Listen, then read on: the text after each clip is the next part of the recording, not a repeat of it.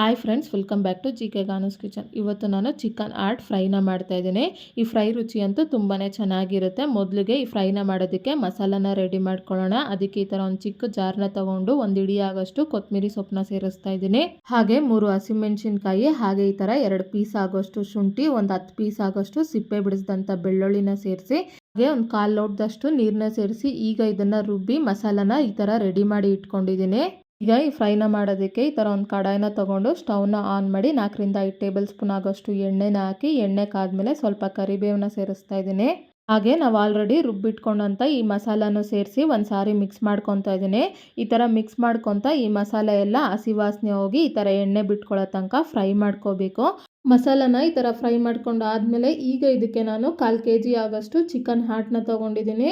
ನೋಡಿ, ಹಾರ್ಟ್ನ ಮಧ್ಯದಲ್ಲಿ ಈ ಥರ ಕಟ್ ಮಾಡಿಕೊಂಡು ಎಲ್ಲ ಹಾರ್ಟ್ನು ನೀಟಾಗಿ ಒಂದು ಸಾರಿ ತೊಳೆದಿಟ್ಕೊಂಡಿದ್ದೀನಿ. ಈ ಥರ ನೀಟಾಗಿ ಕ್ಲೀನ್ ಮಾಡ್ಕೊಂಡು ಆದಮೇಲೆ ಈಗ ಈ ಹಾರ್ಟ್ನ ತೆಗೆದು ಈ ಮಸಾಲಾಗೆ ಸೇರಿಸ್ತಾ ಇದ್ದೀನಿ. ಹಾಗೆ 1/4 ಟೇಬಲ್ ಸ್ಪೂನ್ ಆಗೋಷ್ಟು ಅರಿಶಿನ ಪುಡಿ, ರುಚಿಗೆ ತಕ್ಕಷ್ಟು ಉಪ್ಪನ್ನ ಸೇರಿಸಿ ಒಂದು ಸಾರಿ ಮಿಕ್ಸ್ ಮಾಡ್ಕೊತಾ ಇದ್ದೀನಿ.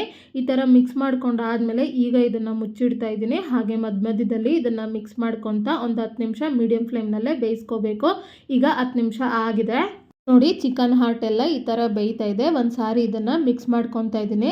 ಈ ಥರ ಮಿಕ್ಸ್ ಮಾಡ್ಕೊಂಡು ಆದಮೇಲೆ ಈಗ ಇದಕ್ಕೆ ಅರ್ಧ ಟೇಬಲ್ ಸ್ಪೂನ್ ಆಗೋಷ್ಟು ಖಾರದ ಪುಡಿ, ಅರ್ಧ ಟೇಬಲ್ ಸ್ಪೂನ್ ಆಗೋಷ್ಟು ಧನಿಯಾ ಪುಡಿ, 1/4 ಟೇಬಲ್ ಸ್ಪೂನ್ ಆಗೋಷ್ಟು ಗರಂ ಮಸಾಲ, ಹಾಗೆ 1/4 ಟೇಬಲ್ ಸ್ಪೂನ್ ಆಗೋಷ್ಟು ಪೆಪ್ಪರ್ ಪೌಡ್ರನ್ನ ಸೇರಿಸಿ, ಹಾಗೆ ಅರ್ಧ ಟೇಬಲ್ ಸ್ಪೂನ್ ಆಗೋಷ್ಟು ನಿಂಬೆಹಣ್ಣು ರಸನ ಸೇರಿಸ್ತಾ ಇದ್ದೀನಿ. ನಿಂಬೆಹಣ್ಣು ರಸ ಬೇಡ ಅಂದರೆ ಸ್ಕಿಪ್ ಮಾಡ್ಕೋಬೋದು. ಈಗ ಈ ಮಸಾಲ ಪೌಡ್ರನ್ನೆಲ್ಲ ಹಾಕಿದ್ಮೇಲೆ ಈಗ ಒಂದು ಸಾರಿ ಮಿಕ್ಸ್ ಮಾಡ್ಕೊತಾ ಇದ್ದೀನಿ. ಈ ಥರ ಮಿಕ್ಸ್ ಮಾಡ್ಕೊತಾ ಲೋ ಫ್ಲೇಮ್ನಲ್ಲೇ ಇನ್ನೂ 1 ನಿಮಿಷ ಫ್ರೈ ಮಾಡ್ಕೋಬೇಕು. ಈಗ 1 ನಿಮಿಷ ಆಗಿದೆ. ಸ್ಟವ್ನ ಆಫ್ ಮಾಡ್ಕೊತಾ ಇದ್ದೀನಿ. ನೋಡಿ, ತುಂಬಾ ಈಸಿಯಾಗಿ ಮಾಡಿದಂಥ ಚಿಕನ್ ಹಾರ್ಟ್ ಫ್ರೈ ಈ ಥರ ರೆಡಿ ಆಗಿದೆ.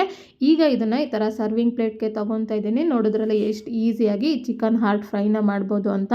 ಹಾಗೆ ಇದು ರುಚಿನೂ ತುಂಬಾ ಚೆನ್ನಾಗಿರುತ್ತೆ. ಈ ರೆಸಿಪಿನ ನೀವು ಒಂದು ಸಾರಿ ಟ್ರೈ ಮಾಡಿ. ನಿಮ್ಗೆ ಹೇಗೆ ಬಂತು ಅಂತ ನನಗೆ ಕಮೆಂಟ್ ಬಾಕ್ಸ್ನಲ್ಲಿ ತಿಳಿಸಿ. ಹಾಗೆ ನಿಮ್ಗೆ ಯಾವುದೇ ರೆಸಿಪಿ ಬೇಕಾಗಿದ್ದರೂ ಕಮೆಂಟ್ ಬಾಕ್ಸ್ನಲ್ಲಿ ಕಮೆಂಟ್ ಮಾಡಿ. ಹಾಗೆ ಈ ರೆಸಿಪಿ ನಿಮ್ಗೆ ಇಷ್ಟ ಆದಲ್ಲಿ ಲೈಕ್ ಮಾಡಿ, ಶೇರ್ ಮಾಡಿ, ಸಬ್ಸ್ಕ್ರೈಬ್ ಮಾಡಿ.